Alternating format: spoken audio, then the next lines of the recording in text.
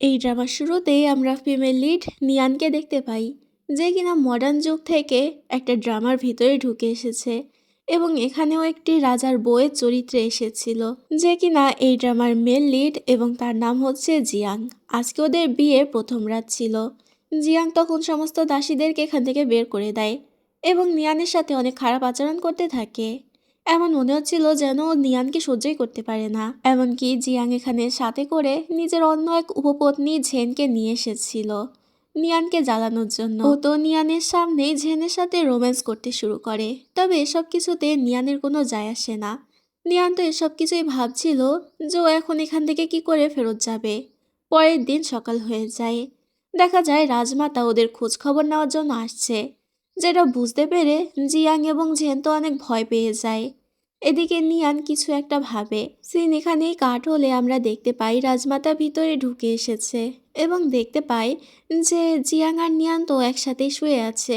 এটা দেখে রাজমাতা বেশ খুশি হয়ে যায়। রাজমাতা বলে, আসলে আমি দেখতে এসেছিলাম যে এখানে সবকিছু ঠিক আছে কিনা, তোমরা রেডি হয়ে তাড়াতাড়ি বেরিয়ে এসো। এটা বলেই রাজমাতা চলে যায়, যেটা দেখে তখন জিয়াং আর নিয়ান হাঁপ ছেড়ে বাঁচে। ফ্ল্যাশব্যাকে তখন আমাদেরকে দেখানো হয় রাজমাতা যখন আসছিল তখন নিয়ান জিয়াংকে সাহায্য করার সিদ্ধান্ত নেয় এবং তাড়াতাড়ি করে সেখান থেকে উপপত্নী ঝেনকে সরিয়ে দিয়ে উপপত্নী ঝেনের উপরেই শুয়ে পড়ে। এভাবে এরা তিনজন রাজমাতার হাত থেকে মুক্তি পেয়েছে। এরপর দুজনে সুন্দর করে রেডি হয়ে বাইরে বেরিয়ে আসে। রাজমাতা ওদের দুজনকে একসাথে দেখে বেশ খুশি হয়। এমনকি জিয়াং নিজেও তো রাজমাতার সামনে নিয়ানের সাথে অনেক লাবিডাবি হওয়ার আচরণ করছিল। আসলে জিয়াং রাজমাতাকে অনেক ভয় পায়, আর রাজমাতা নিজেই নিয়ানকে পছন্দ করেছে, তাই ও নিয়ানের সাথে অনেক ভালো ব্যবহার করছে।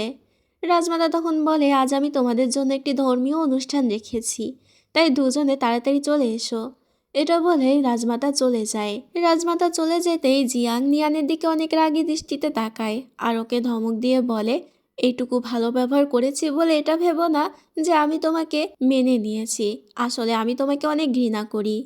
নিয়ান বলে, আমি জানি, আর এতে আমার কোনো যায় আসে না। এরপর দুজনে সেই ধর্মীয় অনুষ্ঠানে চলে আসে। তবে অনুষ্ঠানের মাঝখানেই নিয়ান তখন দৌড় দেয়, কারণ ও জানতো ড্রামা অনুযায়ী এই অনুষ্ঠানেই একটা গুপ্তচর মেয়েকে মেরে ফেলবে। তাই নিয়ান তার আগেই নিজের হাতে একটি অস্ত্র তুলে নেয় এবং ও মডার্ন যুগেও এই অস্ত্র দিয়ে স্পোর্টস প্র্যাকটিস করত। নিয়ান যখন ওই মেয়েটিকে মারতেই যাবে তখন আমরা সেই গুপ্তচর মেয়েটিকে দেখতে পাই, যে নিজের কাছে লুকিয়ে থাকা একটা ছুরি বের করে নিয়ানের দিকে মারে এবং নিয়ান তো সাথে সাথেই সেখানে মারা যায়, যেটা দেখে উপস্থিত সবাই তো বেশ অবাক হয়ে যায়। বিয়ের পরের দিনই কিনা বউ এভাবে মারা গেল। এরপরই আমরা দেখতে পাই নিয়ান তো আবারও সেই বিয়ের দিন রাতে চলে এসেছে, মানে আবারও ওকে একই টাইমে ফেরত আনা হয়েছে। তো এখান থেকে নিয়ানের সাথে আবারও সেই সকল কিছুই ঘটতে থাকে যা আগে ঘটেছিল। কিন্তু এবার অনুষ্ঠানের সময় ওরা দেখতে পায় নিয়ান তো সেখানে নেই। আসলে নিয়ান তো লেজ গুটিয়ে আগে ভাগেই পালাচ্ছিল, কারণ এবার ও আর আগের মতো মরতে চায় না। কিন্তু নিয়ান সেখান থেকে কিছুতেই বেরোতে পারছিল না। কোনো এক অদৃশ্য শক্তি ওকে আটকে রেখেছিল। ঠিক তখনই গুপ্তচর মেয়েটি আবারও ওকে ছুরি মারে এবং নিয়ান আবারও মারা যায়। কিন্তু এবারও নিয়ান সেই একই জায়গায় ফিরে আসে। সব কিছুই আবারও আগের মতোই ওর সাথে ঘটতে থাকে, কিন্তু এবারও নিয়ান আর বাঁচতে পারে না, ওকে মেরে ফেলা হয়। নিয়ান আবারও চলে আসে সেই একই টাইমে। নিয়ান বুঝতে পারে আগের বার ও স্টেজ থেকে নেমেছিল এবং পালানোরও চেষ্টা করেছিল, তাই হয়তো ওকে মেরে ফেলা হয়েছে। এবারও এমন কিছুই করবে না, আর স্টেজেই দাঁড়িয়ে থাকবে। কিন্তু তারপরও তো সেই মেয়েটি ওকে আবারও মেরেই ফেলে। এই নিয়ে প্রায় 11 বারের মতোই নিয়ানের সাথে এমন ঘটনা ঘটে। নিয়ান 12 বারের মতোই আবারও সেই বিয়ের রাতে ফেরত চলে আসে, কিন্তু এবারও ধৈর্যের বাঁধ একদম ভেঙে যায়। জিয়াং তো আবারও চলে আসে ওর সাথে খারাপ ব্যবহার করার জন্য, কিন্তু নিয়ান এবার আর আগের মতো সহ্য করে না আর বলে, হয়েছে, তুমি এখন কি করবে তা আমি জানি। প্রায় 12 বার আমি একই ঘটনা দেখতে দেখতে বোর হয়ে গিয়েছি। এটা বলে নিয়ান ড্রিঙ্ক করে নেয়। এরপর নিয়ান আড়াল থেকে উপপত্নী ঝেনকে তখন বের করে আনে আর বলে, তুমি তো এখন এর সাথে রোম্যান্স করবে, তাই আর বেশি ঢং না করে এক্ষুনি ওকে নিয়ে বিছানায় চলে যাও। আমি আর তোমার এরকম ঢং সহ্য করতে পারছি না।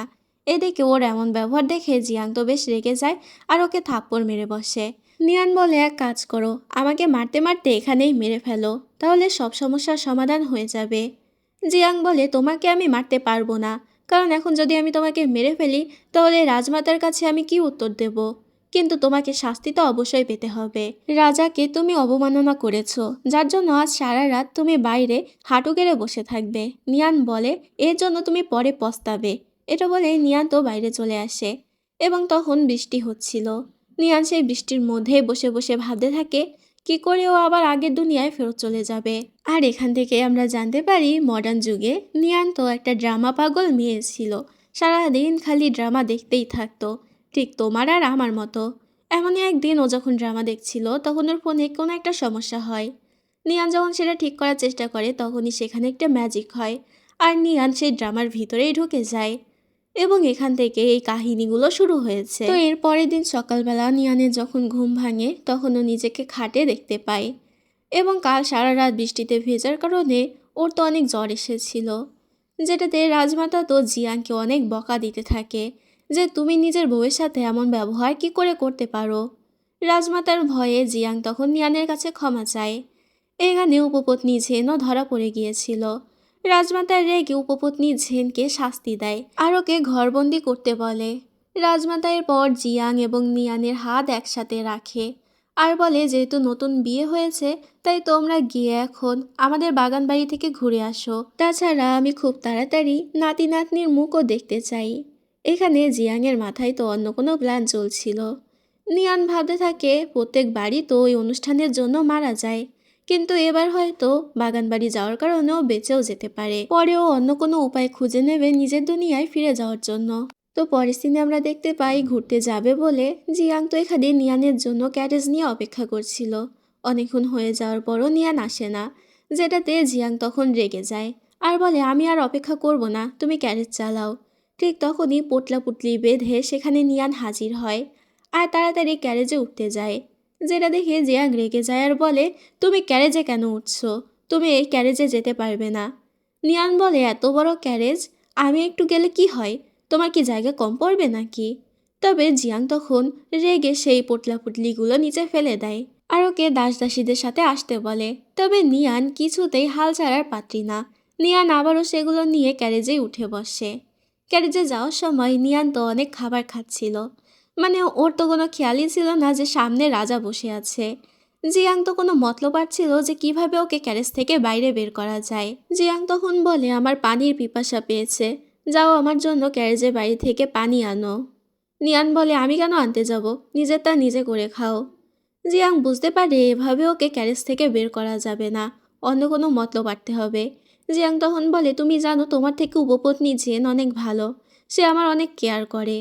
নিয়ান বলে হ্যাঁ আমি বুঝতে পারছি যে তুমি উপপত্নী ঝেনকে ভালোবাসো আর আমি তোমার কষ্টটাও বুঝতে পারছি। তুমি অন্য কাউকে ভালোবাসা সত্ত্বেও আমার সাথে তোমাকে জোর করে বিয়ে দেওয়া হয়েছে। জিয়াং তো এরকম লাগাম ছাড়া কথা শুনে অনেক বেশি অবাক হয়ে যায় যে এই মেয়েটাকে একটু জেলাসও ফিল করে না, মানে ওর স্বামী ওর সামনে অন্য মেয়ের কথা বলছে, তাতেও ওর কোনো যায় আসে না। জিয়াং তখন হাতে ব্যথার অভিনয় করে আর বলে আমার হাতে অনেক ব্যথা করছে, চলো আমরা এখানে ক্যারেজটা একটু থামিয়ে বাইরে থেকে খোলা হাওয়া খেয়ে আসি। নিয়ানো তখন সরল মনে এতে রাজি হয়ে যায় এবং জিয়াংয়ের সঙ্গে ক্যারেজ থেকে নেমে আসতে যায়। তবে নিয়ান যখনই ক্যারেজ থেকে বাইরে বের হয় জিয়াং তো ওকে ধাক্কা মেরে নিচে ফেলে দেয় আর ক্যারেজ নিয়ে সেখান থেকে পগার পার হয়ে যায়। তখন আমরা সেখানে একটি গুপ্তচরকেও দেখতে পাই, যেহেতু নিয়ানকে মারার জন্য নিয়ানের উপরে অ্যাটাক করে বসে। নিয়ান নিজের প্রাণ বাঁচাতে প্রাণপণ চেষ্টা করতে থাকে। ঠিক তখনই সেখানে একজন তীর মেরে গুপ্তচরটিকে ভয় দেখায়, যার কারণে লোকটি সেখান থেকে পালিয়ে যায়। নিয়ান দেখতে পায় ওকে যে বাঁচিয়েছে সে আর অন্য কেউ নয় বরং ওর ছোটবেলার বন্ধু নানহেং, যে এখন বর্তমানে রাজ্যের মার্কুইস। নানহেং বলে আমার একটু কাজ আছে, আমি তোমার সাথে পরে কথা বলবো। নিয়ান কিছু বলতেই যাবে তার আগেই নানহেং সেখান থেকে ভ্যানিশ হয়ে যায়। নিয়ান তো অনেক অবাক হয়ে যায় যে একটা মানুষ কিভাবে এত তাড়াতাড়ি চলে যেতে পারে। এরপর দেখা যায় ভোর হয়ে গিয়েছে এবং এরা তখনও নিয়ানের জন্য অপেক্ষা করছিল। জিয়াং তখন বলে ও হয়তো আর আসবে না, আমি তো রুমে চলে যাচ্ছি বিশ্রাম নেওয়ার জন্য। কিন্তু তখনই সবাইকে অবাক করে দিয়ে নিয়ান সেখানে চলে আসে। এবার নিয়ানকে জীবিত দেখে জিয়াং তো বেশ অবাক হয়ে যায় যে এই মেয়ে মরল না কেন। নিয়ান রেগে তখন জিয়াংকে বলে তুমি আমাকে ওভাবে কেন ফেলে আসলে, আর একটু হলেই তো ওই গুপ্তচর আমাকে মেরেই দিচ্ছিল, ভাগ্যিস মার্কুইস নান এসে আমাকে বাঁচিয়ে নিয়েছে।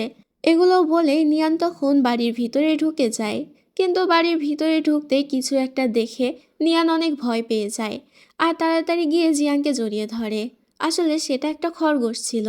নানহেং তখন খরগোশটিকে কোলে তুলে নেয় আর বলে এটা শুধুমাত্র একটা খরগোশ, ভয় পাওয়ার কোনো দরকার নেই। নিয়ান এখানে নানহেংকে দেখে বেশ খুশি হয়ে যায়, তবে নানহেংয়ের উপরে জিয়াংয়ের অনেক রাগ হচ্ছিল।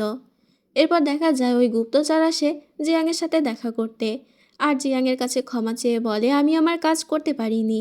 জিয়াং বলে কোনো ব্যাপার না, তুমি এখন খোঁজ নাও যে নানহেং এখানে কি মতলব নিয়ে এসেছে আর আমার আঙ্কেলকেও এ বিষয়ে খবর দাও। এতে তখন গুপ্তচর সেখান থেকে চলে যায়। গুপ্তচর চলে যেতেই সেখানে নিয়ান চলে আসে আর জিয়াংয়ের কোটটা খুলতে থাকে, যেটা দেখে জিয়াং অবাক হয়ে যায়। তবে নিয়ান তো এখানে জিয়াংয়ের মাসাজ করে দিতে থাকে। জিয়াং বিরক্ত হয়ে ভাবে নিয়ান ওকে পটাতে এসেছে। তবে পরক্ষণেই নিয়ানের মাসাজ করে দেওয়া জিয়াংয়ের কাছে বেশ ভালোই লাগে। এতটাই ভালো লাগে যে জিয়াং কিছুক্ষণের মধ্যে সেখানে হাঁ করে ঘুমিয়ে পড়ে। এরপর যখন ওর ঘুম ভাঙে তখন তো ও বেশ অবাক হয়ে যায় আর বলতে থাকে নিশ্চয়ই তুমি আমাকে ড্রাগ দিয়েছ, না হলে আমি ঘুমালাম কিভাবে? তুমি আবার ঘুমের মধ্যে আমার সাথে কিছু করনি তো? নিয়ান বলে এভাবে উল্টাপাল্টা বলা বন্ধ করো, আসলে তুমি কাজে এতই ব্যস্ত থাকো যে নিজের খেয়াল রাখার সময় পাও না, তাই একটু মাসাজ করে দেওয়ার সাথে সাথেই তুমি ঘুমিয়ে পড়েছো। ঠিকমতো ঘুমাও আর নিজের খেয়াল রাখো। এটা বলে নিয়ান চলে যায়। জিয়াংয়ের মনে হয় নিয়ান নাটক করছে, তবে নিয়ানের মালিশ করে দেওয়াটা জিয়াংয়ের কাছে বেশ ভালোই লাগছিল, একটু ফ্রেশ ফ্রেশ ফিল হচ্ছিল। রাতের বেলা এরা তিনজন একসাথে ডিনার করতে বসে। নানহেং এবং নিয়ান যেহেতু একে অপরের ছোটবেলার বন্ধু, তাই এরা তো খাওয়ার সময় এখানে আড্ডা জমিয়ে দেয়। নিয়ান তো বেশ খুশিই ছিল নানহেংয়ের সাথে, তবে এসব কিছু তখন জিয়াংয়ের একদমই সহ্য হচ্ছিল না। তখন আমরা জিয়াংয়ের ইউনাককে দেখতে পাই, যে কিনা জিয়াংয়ের ড্রিঙ্কটা অন্য একটা ড্রিঙ্কের সাথে বদল করে দেয় এবং জিয়াং সেই ড্রিঙ্কটাই খেয়ে ফেলে। ডিনার শেষে জিয়াং যখন নিজের কাজ করতে থাকে তখন ওর কাছে কেমন যেন একটা অস্বস্তি ফিল হচ্ছিল, অনেক গরম লাগছিল। এদিকে ঘুম না আসায় নিয়ান তখন বাইরে গিয়ে হাওয়া খেতে থাকে। তখনই সেখানে ইউনাক চলে আসে আর বলে রাজা আপনাকে এক্ষুনি ডেকে পাঠিয়েছে। নিয়ান অবাক হয়ে বলে ও আবার এত রাতে আমাকে কেন ডাকলো? ইউনাক বলে তা তো জানি না, কিন্তু এক্ষুনি আপনাকে যাওয়ার জন্য বলেছে। এবার নিয়ান কথা মতো জিয়াংয়ের সাথে দেখা করতে চলে আসে। জিয়াং বলে তুমি এখানে কেন এসেছো? নিয়ান বলে তুমি তো আমাকে ডেকে পাঠিয়েছো। জিয়াং বলে আমি কখন তোমাকে ডেকে পাঠালাম? আমি তোমাকে ডেকে পাঠাইনি। জিয়াংয়ের অনেক অস্বস্তি হচ্ছিল, সাথে জিয়াংয়ের অনেকটা গরমও লাগছিল। আসলে রাজমাতার কথায় ইউনাক জিয়াংয়ের ড্রিঙ্কে ড্রাগ মিশিয়ে দিয়েছে। জিয়াংকে এরকম অদ্ভুত আচরণ করতে দেখে প্রথমে নিয়ান তো অবাক হয়, পরক্ষণেই আসল বিষয়টা বুঝতে পারে আর তাড়াতাড়ি পালানোর চেষ্টা করে। তবে পিছন থেকে ইউনাক তো দরজা আটকে দিয়েছিল। এবার জিয়াং ওর কাছে চলে আসে আর কন্ট্রোল হারিয়ে ওকে কিস করতে যায়, কিন্তু তখনই নিয়ান তো ভয় পেয়ে ওর পেটেই লাথি মেরে বসে, যার কারণে জিয়াং তো অনেক বেশি ব্যথা পেয়েছিল। এবার এটা দেখে নিয়ানের বেশ খারাপ লাগে। নিয়ান বলে তুমি চাইলে আমি তোমাকে এখন সাহায্য করতে পারি। জিয়াং বলে তুমি আবার কিভাবে আমাকে সাহায্য করতে যাচ্ছ? নিয়ান বলে আরে আমার কাছে প্ল্যান আছে বলেই তো সাহায্য করার কথা বলছি। এরপর দেখা যায় নিয়ান তো জিয়াংয়ের ঘাড়ে চেপে বসে এবং জিয়াংকে দিয়ে বুক ডান দেওয়াতে শুরু করে, যাতে জিয়াংয়ের উপরে ড্র্যাগের প্রভাব শেষ হয়ে যায়। তবে এটা করতে গিয়ে জিয়াং তো কাহিল হয়ে যাচ্ছিল। নিয়ান জোরে জোরে বলে এতটুকুতেই থেমে গেলে চলবে না, এখনও আরও বাকি আছে, তাড়াতাড়ি করো। এদিকে বাইরে জিয়াংয়ের ইউনাক আর নিয়ানের দাসী আড়ি পেতে সবকিছুই শুনছিল। ঠিক তখনই সেখানে নানহেং চলে আসে। নানহেংও তখন আড়ি পেতে শুনতে থাকে যে ভিতরে কি হচ্ছে, এবং ওই শব্দগুলো শুনে ও তাড়াতাড়ি গেট খুলতে বলে। এবার গেট খুলে নানহেং ভিতরে আসতেই দেখতে পায় জিয়াং তো জিয়াংকে দিয়ে বুক ডান দেওয়াচ্ছে। এবার নানহেংকে এখানে দেখে জিয়াং কিছু একটা ভাবে আর নিয়ানকে নিজের পিঠের উপর থেকে এক টানে কাছে টেনে নেয়, যেটা দেখে নানহেংয়ের অনেক বেশি খারাপ লাগে।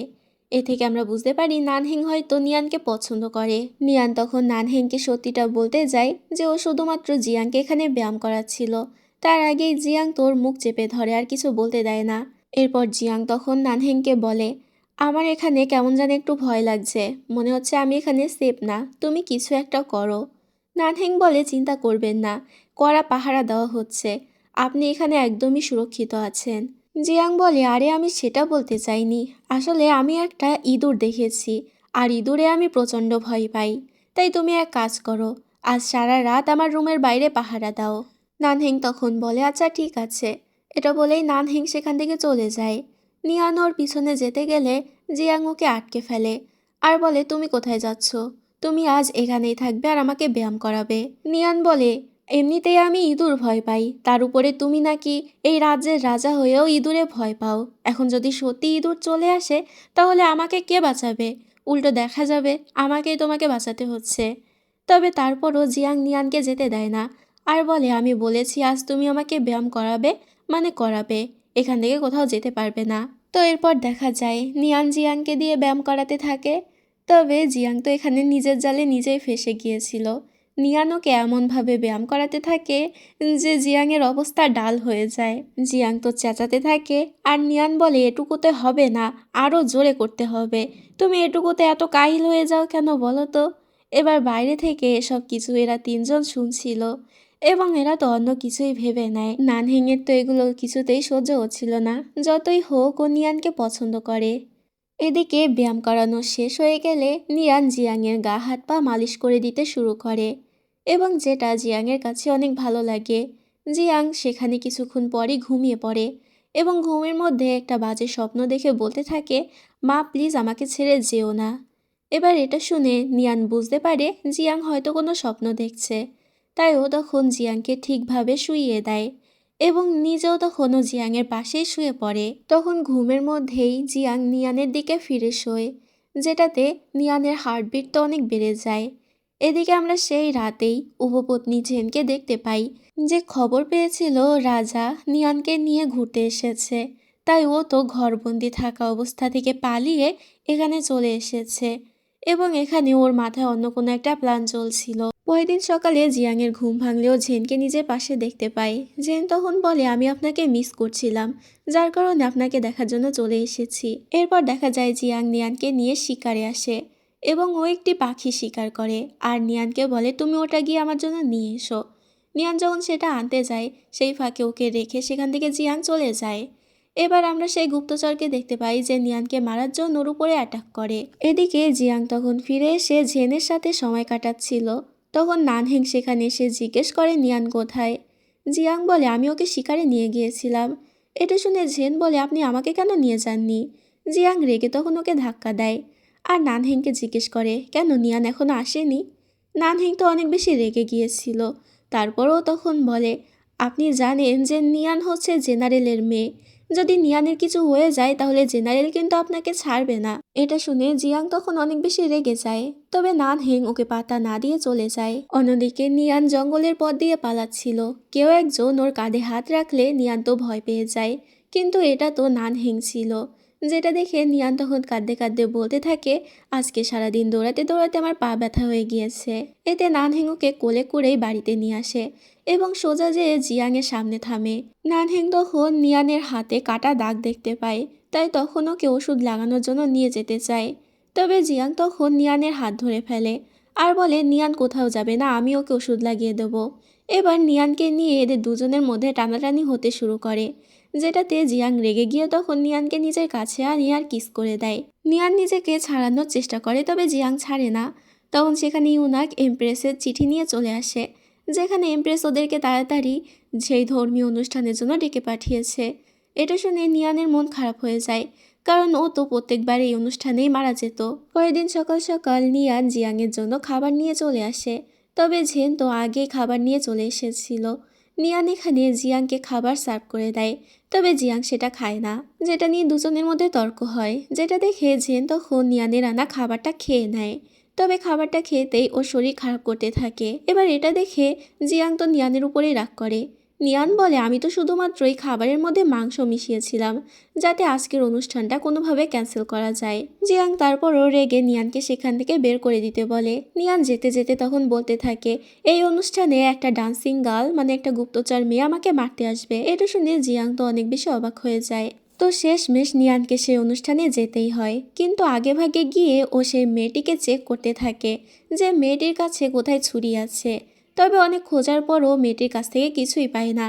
তবে এমপ্রেস তোর উপরে রেগে যায় আর ওকে শাস্তি দেয়।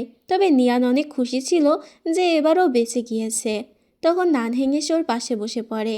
নিয়ান তখন নানহেংয়ের সাথে মডার্ন যুগের সমস্ত ড্রামার রুড আর হ্যান্ডসাম নায়কের গল্প করতে থাকে। নানহেং তোর কথা শুনে অনেক বেশি অবাক হয়ে যায়, আর নিয়ানের কথা ওর কাছে অদ্ভুত লাগে। ও বলে, তুমি আগে থেকে অনেকটা বদলে গিয়েছো। এরপর ফ্ল্যাশব্যাকে আমরা দেখতে পাই আগে তোরা দুজন খুব ভালো বন্ধু ছিল এবং এই খরগোশটায় ওরা দুজনই খেয়াল রাখতো। একদিন যখন ওরা বাজারে যায় তখন খরগোশকে ধরতে গিয়ে নিয়ান তো একটি ঘোড়ার সাথে অ্যাক্সিডেন্ট করে বসে।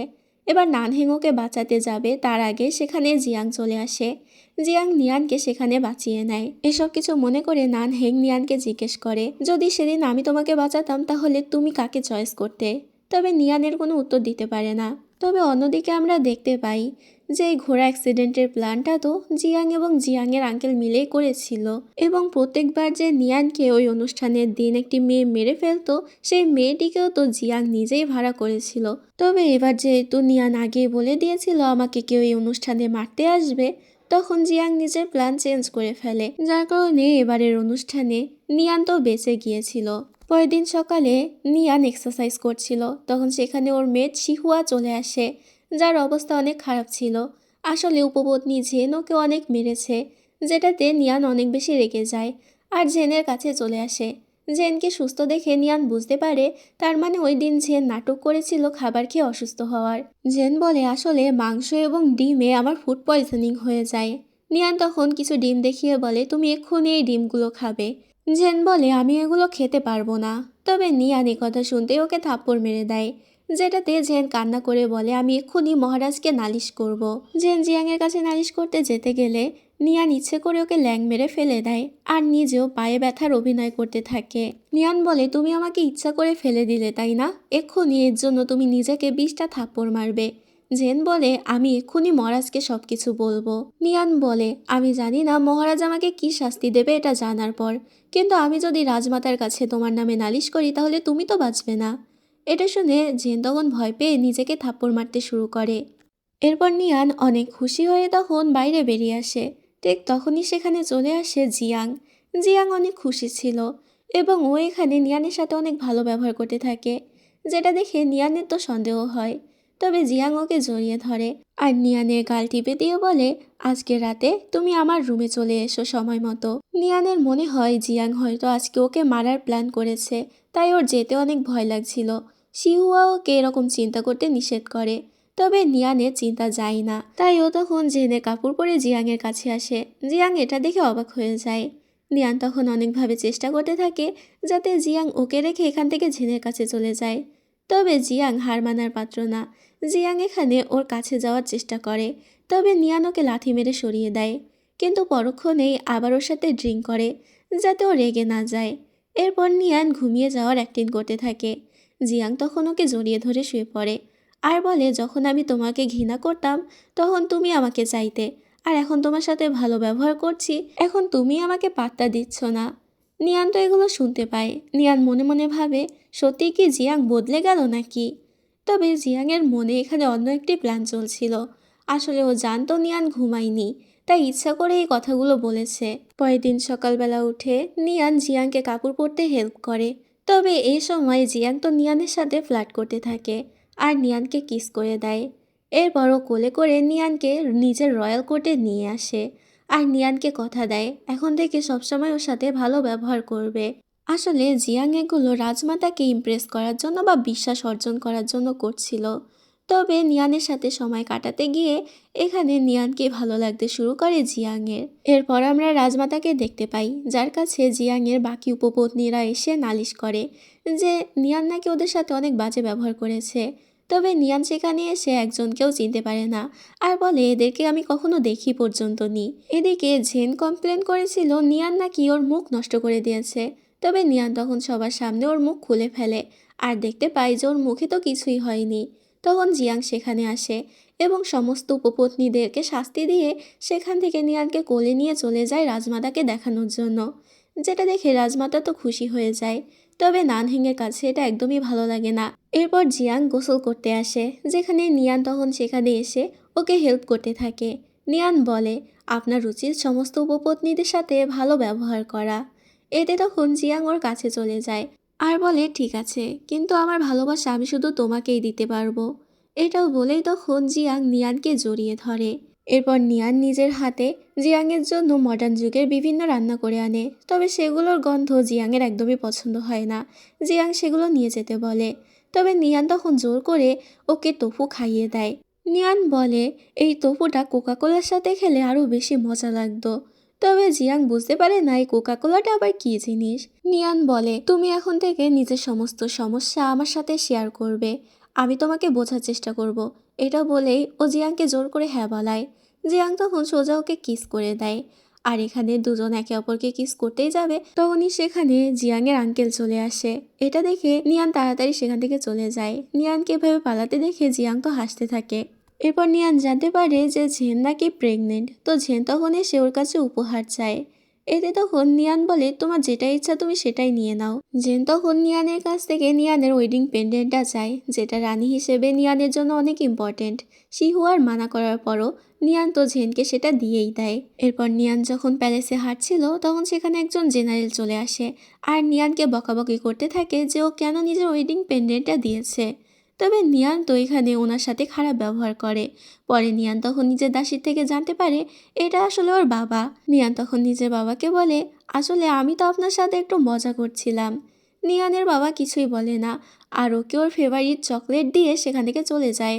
নিয়ানের বাবা ওয়েস্টেরিয়া জিতে এসেছিল, যার কারণে একটি পার্টি রাখা হয়। তবে পার্টির ভিতরেই হঠাৎ করে জেন অসুস্থ হয়ে যায় আর রক্ত পড়তে শুরু করে। ডক্টর চলে আসে জেনকে চিকিৎসা করার জন্য, তবে কোনো মতেই বাচ্চাটিকে বাঁচাতে পারে না। আর জিয়াংকে বলে জেনকে ড্রাগ দেওয়া হয়েছিল, যার কারণে বাচ্চাটি মারা গিয়েছে। জিয়াং তো তখন এর জন্য নিয়ানকেই সন্দেহ করতে শুরু করে, যেটাতে নিয়ান অনেক বেশি কষ্ট পায়। এরপর জেন সেখানে চলে আসে আর কাঁদতে কাঁদতে জিয়ানকে বলে নিয়ানোকে যে ওয়েডিং পেন্ডেন্টটা দিয়েছিল তার ভিতরেই ড্রাগ মেশানো ছিল। আর সেটাই সত্যি প্রমাণিত হয়। শিহুয়া এসে নিজের ভুল স্বীকার করে নেয় আর বলে আমি রেগে গিয়ে পেন্ডেন্টের ভিতরে ড্রাগ মিশিয়ে দিয়েছিলাম, কিন্তু আমি সত্যি ভাবতে পারিনি যে এর কারণে বাচ্চাটি মারা যাবে। আমি নিজের দোষ স্বীকার করছি। এতে তখন জিয়াং ওকে মৃত্যুদণ্ড দেয়। শিহুয়াকে বাঁচানোর জন্য নিয়ান তখন মিথ্যা বলে আর বলে আমি ওকে বলেছিলাম এসব কিছু করার জন্য, কারণ ঝেনের উপরে আমার ব্যক্তিগত রাগ ছিল। তবে এটা শুনে জিয়াং ওকেও তখন মৃত্যুদণ্ড দিয়ে দেয়। তখন সেখানে নিয়ানের বাবা চলে আসে নিয়ানকে বাঁচাতে এবং অনুরোধ করে বলে দরকার হয় আমি আমার সমস্ত মিলিটারি পাওয়ার আপনাকে দিয়ে দেবো, কিন্তু তারপরও আমার মেয়েকে ছেড়ে দিন। এটা দেখে নিয়ান তখন জিয়াংয়ের কাছে অনুরোধ করে বলে সমস্ত শাস্তি তুমি আমাকে দাও, কিন্তু আমার বাবাকে এর মধ্যে জড়িও না। নিয়ানের মাথা ফেটে রক্ত বের হচ্ছিল, যেটাতে জিয়াং ওকে থামতে বলে আর 1 বছর নিয়ানকে প্যালেসে বন্দি থাকার শাস্তি দেয়। আঙ্কেল জিয়াংকে কনগ্রাচুলেশন জানায়, কারণ জিয়াং মিলিটারি পাওয়ার পেতে চেয়েছিল, যেটাও পেয়ে গিয়েছে। এদিকে নিয়ানের অবস্থা তো খারাপ ছিল। তখন সেখানে ঝেন আসে।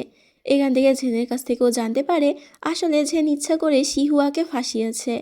ঝেন বলে এখন যদি তুমি নিজেকে 40টা থাপ্পড় মারো তাহলে আমি শিহুয়াকে বাঁচিয়ে নেব। তবে এতে তখন নিয়ান রেগে গিয়ে ওকে মারতে শুরু করে। ঝেন এতে রেগে সেখান থেকে চলে যায়। এরপর নানহেং আসে নিয়ানের সাথে দেখা করার জন্য আর নিয়ানকে বলে শিহুয়া এখনও বেঁচে আছে আর তোমার বাবাকে দেশ থেকে বের করে দেওয়া হয়েছে। নিয়ান বুঝতে পারে তার মানে এখন থেকে ও নিজের বাবার সাথে আর কখনোই দেখা করতে পারবে না। এখন সেই পথ দিয়েই জিয়াং যাচ্ছিল।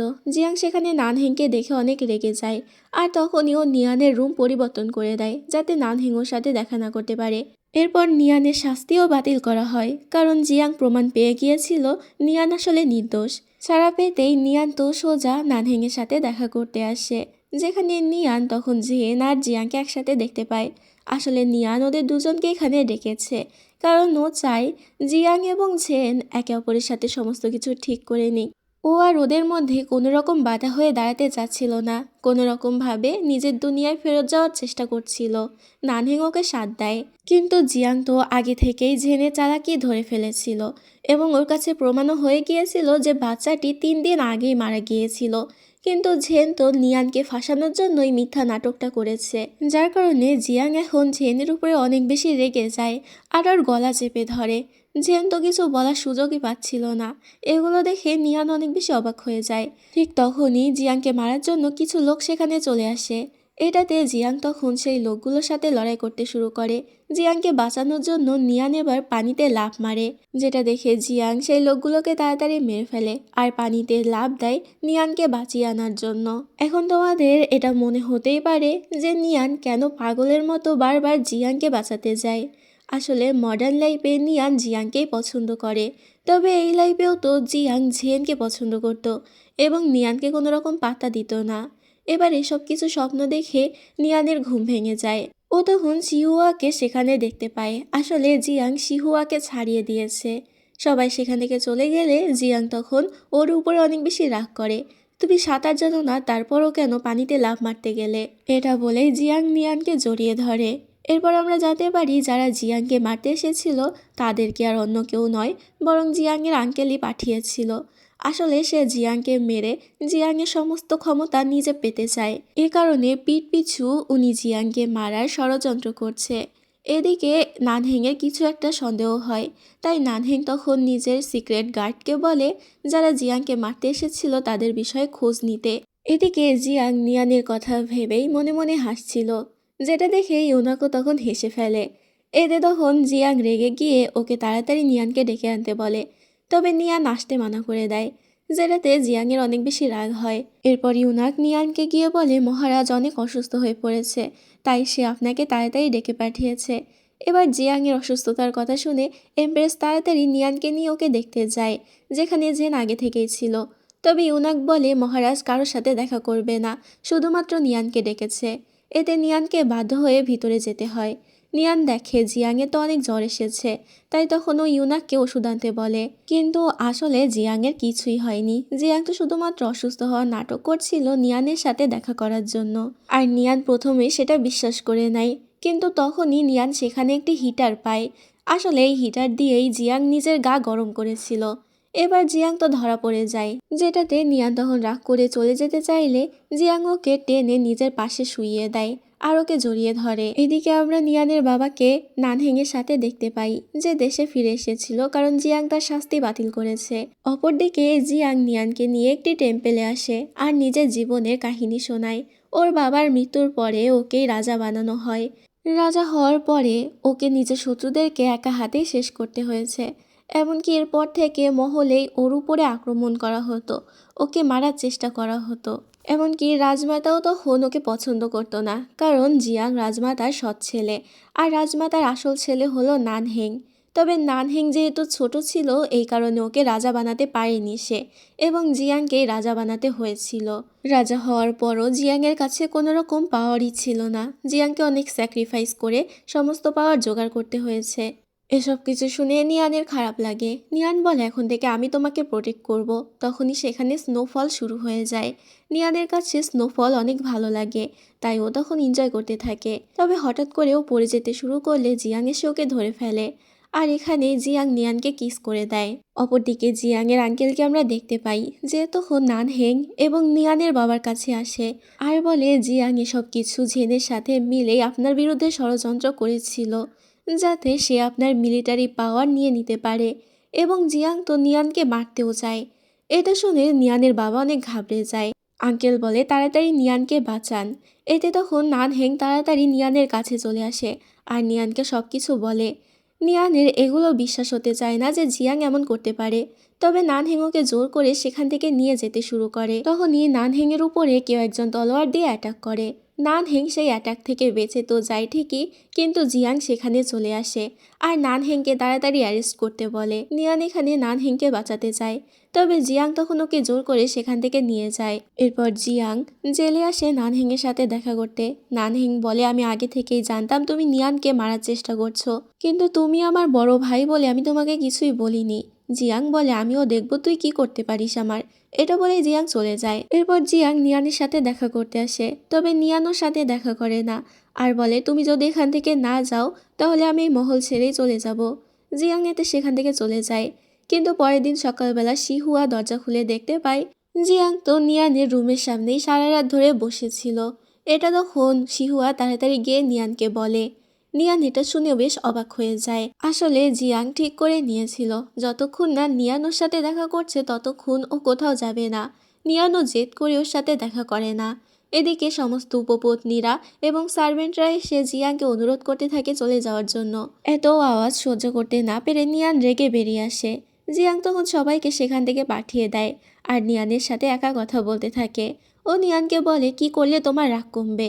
নিয়ান বলে, তুমি যদি এই শীতকালে আমার গার্ডেনে ফুল ফোটাতে পারো তাহলে আমি তোমাকে ক্ষমা করে দেব। আসলে শীতকালে এভাবে ফুল ফোটানো অনেক বেশি কঠিন ছিল। তারপরও জিয়াং নিয়ানের কথা মেনে নেয়। পরের দিন সকালবেলা নিয়ান বাইরে আসতেই দেখতে পায় জিয়াং তো সত্যি সত্যি ওর গার্ডেনে ফুল ফুটিয়ে দিয়েছে। জিয়াং সেখানে এসে নিয়ানের রাগ ভাঙাতে ফুল দেয়, তবে নিয়ান ওকে পাত্তা না দিয়ে চলে যায়। এদিকে রাজমাতা আসে নানহেংয়ের সাথে দেখা করতে। নানহেং মনের দিক থেকে ভালোই ছিল, রাজ্যের প্রতি ওর কোনো লোভ ছিল না। তবে তারপরও জিয়াং মনে করত হয়তো নানহেং ও রাজমাতার মতোই শয়তান। রাজমাতা এখানে নানহেংকে জিয়াংয়ের বিষয়ে ভুলভাল বোঝাতে শুরু করে এবং জিয়াংয়ের বিরুদ্ধে করতে চায়। অন্যদিকে জিয়াং নিয়ানকে নিজের লোকদেরকে দিয়ে জোর করে একটি লেকের পাশে নিয়ে আসে। নিয়ান তখন রাগ করে বলে, আমি তোমাকে ঘৃণা করি, কখনো দেখতেও চাই না। তবে হঠাৎ করে জিয়াং ওকে কিস করে দেয়। নিয়ান আবার ওর উপরে রাগ করতে থাকে, কিন্তু তখনই ও দেখতে পায় জিয়াং সেখানে ওর জন্য ফানুস ওড়ানোর ব্যবস্থা করেছে, যেটা দেখে নিয়ানের তো মন গলে যায়। কিন্তু তারপরও নিয়ান জিয়াংকে দিয়ে প্রমিস করিয়ে নেয় যে এখন থেকে ওরা একে অপরের থেকে কিছু লুকাবে না আর একে অপরের কোনো ক্ষতি করারও চেষ্টা করবে না। যদি করে তাহলে নিয়ান আর কখনোই জিয়াংয়ের সাথে কথা বলবে না। এদিকে রাজমাতা তখন নানহেংকে ছাড়িয়ে নিয়েছিল। এখানে আমরা নিয়ানের বাবাকে দেখতে পাই যে ওদেরকে সাহায্য করার কথা বলে, কারণ সে নিয়ানকে বাঁচাতে চায়। এরপর ওরা সবাই মিলে একসাথে তখন জিয়াংয়ের উপরে অ্যাটাক করতে আসে। নিয়ান তখন নিজের বাবাকে আটকানোর চেষ্টা করে আর বলে, আপনি এসব কি করছেন?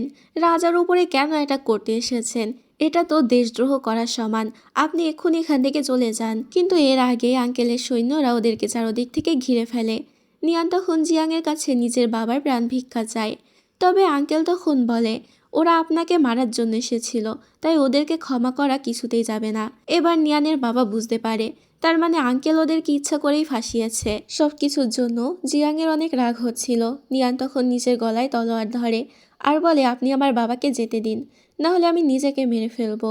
এটা শুনে জিয়াং ওকে কথা দেয়, আমি তোমার বাবার কিছুই করব না, কিন্তু যেহেতু সে আমাকে মারার চেষ্টা করেছে তাই তাকে জেলে যেতে হবে।